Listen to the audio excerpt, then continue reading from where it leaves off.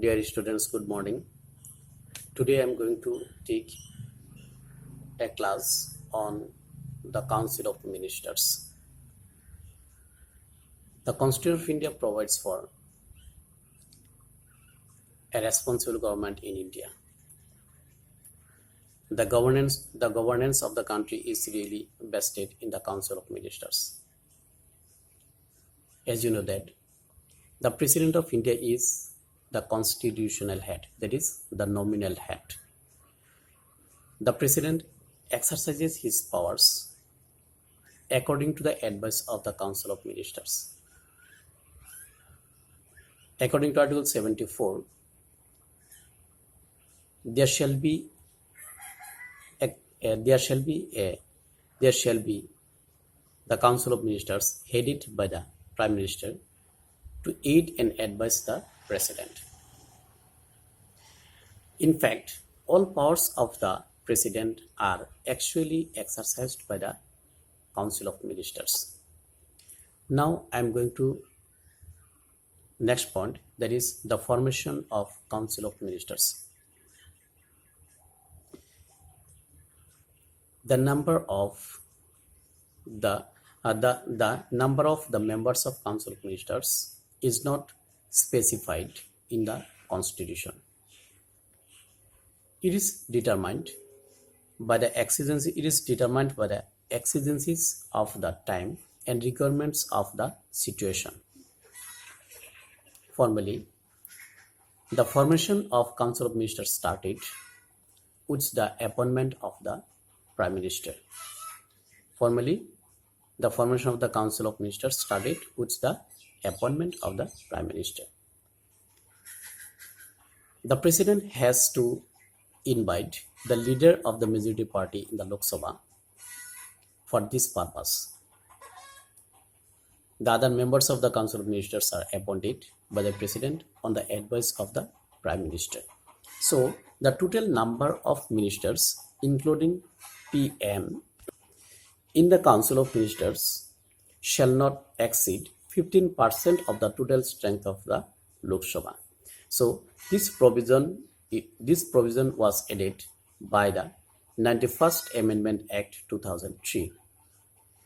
The Council of Ministers consists of three types of ministers. First one, cabinet ministers. Second, ministers of states. And third, deputy ministers. So first one, cabinet ministers. The ministers of cabinet ranks occupy the highest position in the Council of Ministers. The cabinet is nothing but the inner body of the Council of Ministers. Again, the ministers of states are next in status. The deputy minister are lower in ranks than the cabinet ministers and the ministers of the states. So now I am going to the next point, the powers and functions of Council of Ministers. As you know that the administration of the country is to run by the Council of Ministers.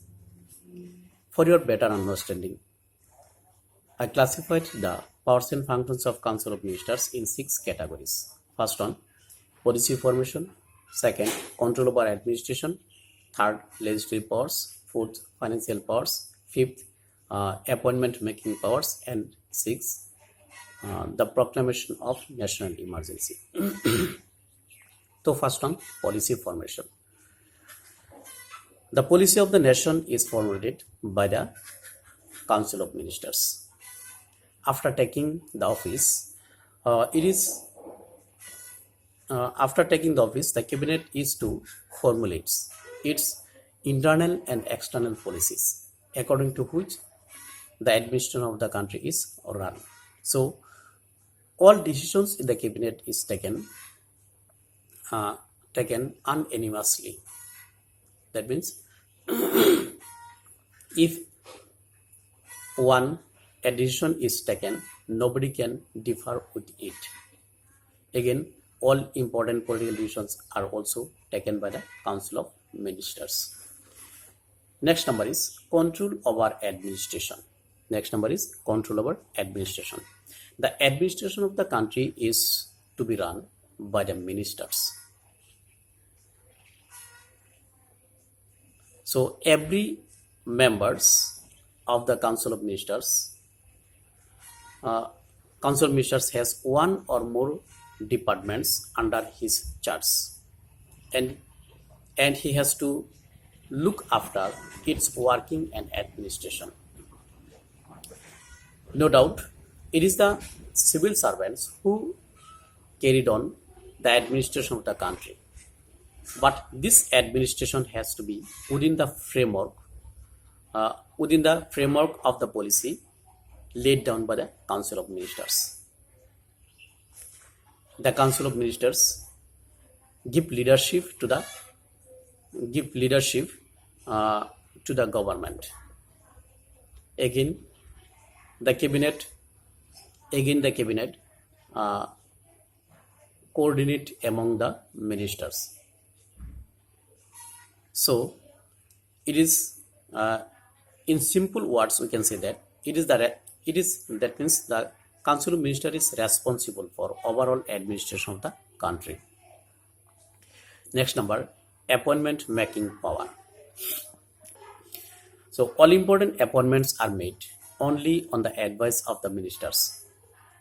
It is also regulates the promotion, transfer, and dismissal of the high officials. As you know that all important appointments are made by the president only on the advice of the ministers.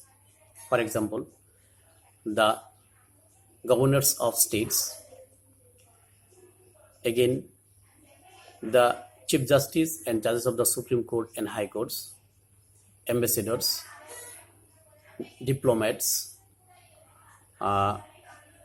finance commission, again the members of the finance commission, again the members of the election commission, again the chairman and other members of the Union Public Service Commission are appointed by the president only on the advice of the Council of Ministers.